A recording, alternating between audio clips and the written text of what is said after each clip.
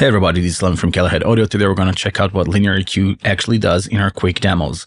We're not going to go in depth on how the linear EQ actually operates. We're just going to do a quick demonstration. So I have here in our DAW the same signal going into two buses. So we're going to open up an EQ. This EQ goes before the scope. Now the scope itself. The green channel is the signal post the EQ. The blue channel is a duplicate of the original signal.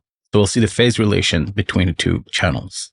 Now, as I enabled the high pass filter, you can immediately see that there is a phase shift. This is not a timing issue. This is a phase shift issue. It will change between different frequencies. And if we'll go on the upper range of the frequencies, we can actually see that we can cancel that particular frequency. So now let's try to do the same thing with linear phase EQ. I'm turning off all the bands and I'm going to put the plugin into bypass. As you can see, we have an inherent phase shift when we're using a linear EQ. So if you're going to use linear EQ on only one of the tracks that you're using, you'll still encounter the same issues and you're actually not solving anything. So we're going to duplicate the EQ to the other track as well.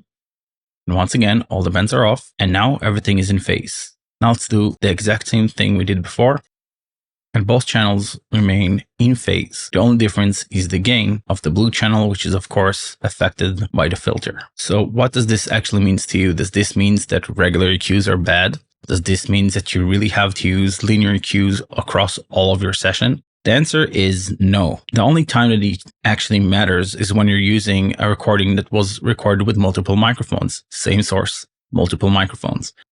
Or when you're duplicating a track and trying to do parallel processing.